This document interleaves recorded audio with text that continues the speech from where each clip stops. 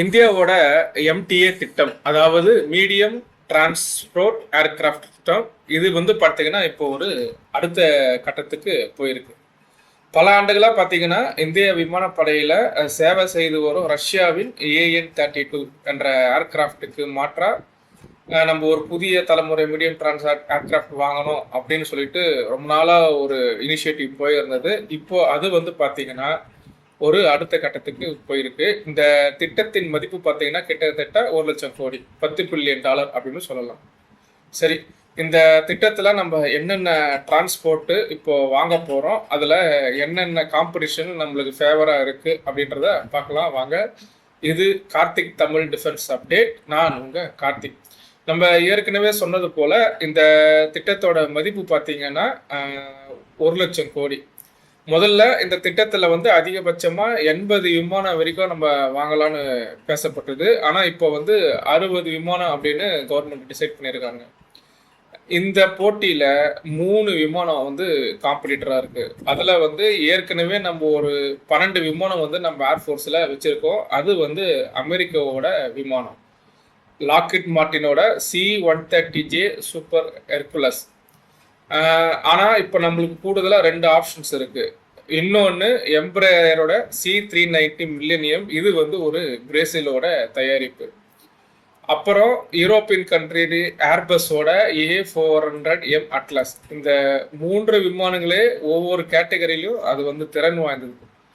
நம்மளோட ரெக்யர்மெண்ட் எது அப்படின்றது தான் நம்மளோட இப்போ ப்ரொக்யூர்மெண்ட் பாலிசியில் நம்ம பார்க்கணும். C-130A நம்மக்கிட்ட ஏற்கனவே 12 விமானம் இருக்குது. லடாக்கு மற்றும் ஷார்ட் ரன்வேல நம்ம ஆல்ரெடி யூஸ் பண்ண எக்ஸ்பீரியன்ஸ் நம்மக்கிட்ட இருக்குது. C-390 ஏன் இந்த போட்டியில் மிகப்பெரிய த்ரெட்டாக இருக்குன்னு பார்க்கணும். காரணம் என்னதான் C-130J நம்மளுக்கு நல்ல ஃப்ளெக்சிபிளாக இருந்தாலும் அது ஒரு அமெரிக்க விமானம் அப்படின்றத நம்ம மறந்துட முடியாது. A400 இது ரெண்டுத்தையும் விடையுமே அதிகமான பேரோட தூக்கம். அதாவது நம்ம ஒரு ரெக்யூர்மெண்ட் வச்சுருக்கோம், நம்மளுக்கு எம்டிஏ டிரான்ஸ்போர்ட்டில் இந்தந்த ரெக்யூர்மெண்ட்லாம் இருக்கணும்னு சொல்லிட்டு இதை மீறியே இது A400 அதிக விமானத்தை தூக்கும். இதில் இப்போ இந்தியா எந்த ஏர்கிராஃப்டை தேர்வு செய்தாலும் அது மேக் இன் இந்தியா அப்படி தான் நம்ம உருவாக்குவோம். இதில் எந்த டவுட்டும் கிடையாது. இந்திய விமானப்படையில் கிட்டத்தட்ட ஒரு AN-32 அப்படின்ற ஒரு விமானம். இது ஒரு ரஷ்யா உக்ரைன் சோவியத் காலத்தில் தயாரிக்கப்பட்ட ஒரு விமானம். இது பல வருடங்களாக நம்ம கார்கோக்காக யூஸ் பண்ணிட்டு இருக்கிறோம். ஃபார்வர்டு ஏர் பஸ்ஸஸ் லாஜிஸ்டிக் சப்போர்ட்காக இதை வச்சுருக்கிறோம். இதை பார்த்தீங்கன்னா கஷ்டமான டெரைன் பகுதிகளை சப்ளை கொண்டு செல்வதற்கு இது நம்ம பயன்படுத்திட்டு வரோம். ஆனால் AN-32வோட ஏஜ் பார்த்தீங்கன்னா ரொம்ப அதிகம். இதனால் மெயின்டெனன்ஸ், ஸ்பேர் மற்றும் ஆப்ரேஷன் அவைலபிலிட்டி போன்ற பிரச்சனைகள் அதிகரித்து இருக்குது. மேலும் இந்தியாவோட ஸ்ட்ராட்டஜிக் ரெக்யூர்மெண்ட் கடந்த சில ஆண்டுகளாகவே மிகப்பெரிய அளவில் மாறி இருக்கு. நம்மளோட லடாக் மற்றும் இமாலயன் போன்ற உயரமான பகுதிகளில் ட்ரூப் மற்றும் எக்யூப்மெண்ட்டை நம்ம சீக்கிரம் மூவ் பண்ணுற கண்டிஷன்லாம் இப்போ நம்ம இருக்கோம். 2026 மற்றும் 2027க்குள்ளே இதோட அப்கிரேடை நம்ம பார்க்கலாம் அப்படின்னு சொல்கிறாங்க. 2020 கல்வான் கிரைசிஸ் காலத்தில் இந்தியா தனது டிரான்ஸ்போர்ட் ஃப்ளீட்டை மிகப்பெரிய அளவில் பயன்படுத்தியது. இதனால் ஃப்யூச்சர் வார் அல்லது அதாவது ப்ரோலாங்டு பார்டர் கிரைசிஸ் ஏற்பட்டால் ஒரு மீடியம் டிரான்ஸ்போர்ட் வேணுன்றதை அப்போ உணர்றாங்க.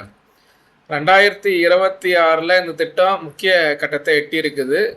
பாதுகாப்பு அமைச்சகம் 60 டிரான்ஸ்போர்ட் அப்படின்றதுக்கு அப்ரூவ் கொடுத்துருக்குறாங்க. ஆனால் இந்தியாவோட ஏர்ஃபோர்ஸோட ரெக்யூர்மெண்ட் 80 இருந்தாலும் 60 ஒரு நல்ல இனிஷியேட்டிவ்னு சொல்லலாம். சமீபத்தில் தகவல் படி சுமார் 1,00,000 கோடி இந்த திட்டத்துக்கான மதிப்பு இருக்கும் அப்படின்னு நம்பப்படுது. இது வெறும் ஏர்கிராஃப்ட் திட்டம் மட்டும் கிடையாது, இந்தியாவில் ஏர்கிராஃப்ட் மேனுஃபேக்சரிங் கேப்பபிலிட்டியை உருவாக்கும். வருங்காலங்களில் நம்மளோட ஒரு சொந்த எம்டிஏ, அதாவது மீடியம் டிரான்ஸ்போர்ட் ஏர்கிராஃப்டை உருவாகுவதற்கு இது உதவி செய்யும். இப்போது C-130J பார்க்கலாம். C-130J மிகவும் ஒரு பிரபலமான டிரான்ஸ்போர்ட். இது பல நாடுகளில் யூஸ் பண்ணிகிட்டு இருக்கிறாங்க. C-130J ஒரு புதிய தலைமுறை வெர்ஷனு நம்மக்கிட்ட அதோட கஸ்டமைஸ் வெர்ஷனை கொடுக்கறதா அவங்க சொல்லியிருக்கிறாங்க. மேலும் 60 விமானங்களுக்கு மேலே வாங்குறதா இருந்தால் நாங்கள் இங்கேயே ஒரு மேனுஃபேக்சர் ஹப்பு போடுறோன்னு ஏற்கனவே அவங்க சொல்லியிருக்கிறாங்க. இந்தியா நம்ம ஏற்கனவே சொன்னது போல் C-130J ஆல்ரெடி நம்மக்கிட்ட இருக்குது. இந்தியா விமானப்பட இதனால் பைலட்ஸ், டெக்னீஷியன், மெயின்டெனன்ஸ், இன்ஃப்ராஸ்ட்ரக்சர் மற்றும் ஆப்ரேஷனல் எக்ஸ்பீரியன்ஸ் ஏற்கனவே நம்மக்கிட்ட இதுக்கிட்ட இருக்குது.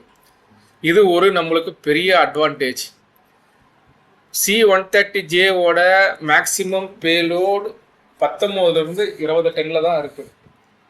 ஆனால் DRDO வெளியிட்ட கம்பேரிட்டிவ் இன்ஃபர்மேட்டிவில் C-130J சுமார் 19 டன்னு தூக்கும் அப்படின்னும், C-390 இந்த விமானம் கிட்டத்தட்ட 26 டன்னு, அதாவது அமெரிக்கா விமானத்தை விட பிரேசில் விமானம் கூடுதலாகவே தூக்கும் அப்படின்னு சொல்லியிருக்கிறாங்க. A400M இது ஒரு ஏர்பஸ் கம்பெனியானது. இது 37 டன்னு மேலே தூக்கும் அப்படின்னு சொல்லியிருக்கிறாங்க. கிட்டத்தட்ட A400M நம்ம இதோட ஒப்பிடலாமான்னு இதை நம்ம ரஷ்யாவோட IL-16 கஜராஜா அப்படின்ற ஒரு டிரான்ஸ்போர்ட் ஏர்கிராஃப்ட் இருக்கு. இது ரொம்ப பெரிய விமானம். அப்படி இல்லைன்னா குளோப் மாஸ்டர் C-17 யூஎஸோட ஒரு 11 விமானம் வச்சிருக்கோம்.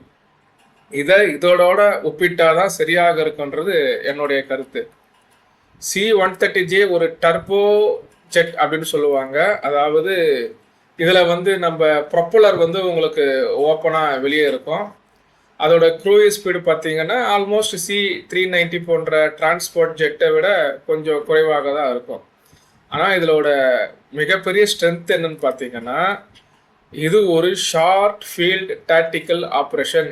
அதாவது பெரிய ஏர்ஃபோர்ட் இன்ஃப்ராஸ்ட்ரக்சர் இல்லாத இடங்களில் ஆப்ரேஷன் செய்யும் திறன் கொண்டது. மெயினாக special force operation, tactical airlift மற்றும் டிஃபிகல்ட் ஃபார்வர்ட் லொக்கேஷனுக்கு இது ரொம்ப யூஸ்ஃபுல்லாக இருக்கும். இது இந்தியாவோட இமாலய பார்டர் ரெக்ரூட்மெண்ட்டுக்கு ரொம்ப ரொம்ப தேவையான கேப்பபிலிட்டி. இப்போது நம்ம C-390 பார்த்தீங்கன்னா, நம்ம ஏற்கனவே சொன்னது போல் C-390 C-310 விட அதிக டன்னேஜ் தூக்கக்கூடியது. கிட்டத்தட்ட 26 டன்னை தூக்கக்கூடியது. C-90 ஸ்பீடு பார்த்தீங்கன்னா அதை விட அதிகம். லாங் டிஸ்டன்ஸ் மற்றும் ட்ரூ கார்கோ மூவ்மெண்ட்டுக்கு வேகமான ரெஸ்பான்ஸ் கிடைக்கும். இது டிரான்ஸ்போர்ட் ஏர்கிராஃப்டாக மட்டும் இல்லாமல் டேங்கரு, மெடிக்கல் எவாக்குவேஷனு அப்படின்னு நம்ம ஒரு மல்டி மிஷின் கேப்பபிலிட்டியை நம்ம யூஸ் பண்ண முடியும். இந்த போட்டியில் ஏன் C-390க்கு இவ்வளோ பெரிய அட்வான்டேஜ் இருக்குதுன்னு பார்த்தீங்கன்னா, எம்பரர் ஏற்கனவே இந்திய நிறுவனமான மகேந்திராவோட ஒரு இண்டஸ்ட்ரியல் கோஆப்ரேஷன் ஒன்று லாஜிஸ்டிக்ஸ்க்காக இங்கே போட்டிருக்காங்க.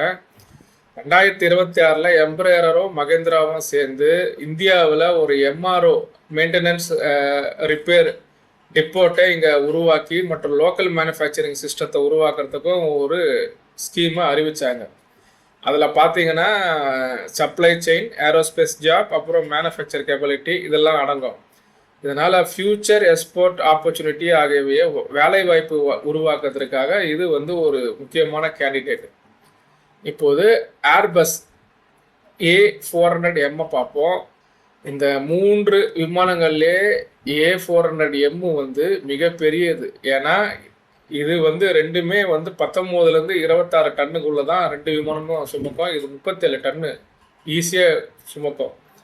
அதனால் ஹெவி எக்யூப்மெண்ட் டிரான்ஸ்போர்ட் செய்ய வேண்டிய சூழ்நிலையில் இது ஒரு அட்வான்டேஜை கொடுக்குது. இதுவும் பார்த்தீங்கன்னா ஒரு டர்ப்ராப் ஏர்கிராஃப்ட் தான். அதாவது C-130 விட மிகப்பெரிய விமானம். ஆனால் ரெண்டுமே டர்போப்ராப் இன்ஜினை தான் கொண்டு இருக்குது. இதனால் அதிகமான ட்ரூப்ஸ் மற்றும் கார்கோவை செய்ய முடியும். இந்தியாவோட மிகப்பெரிய ஜியோகிராஃபிக் சேலஞ்ச் என்னன்னு பார்த்தீங்கன்னா, ஒரு பக்கம் இமாலயன் பார்டரு, இன்னொரு பக்கம் இந்தியன் ஓஷன். மேலும் நாட்டில் பல்வேறு பகுதிகளுக்கு விரைவாக நம்ம மிலிட்ரி எக்யூப்மெண்ட்ஸை நகர்த்த வேண்டியது இருக்குது.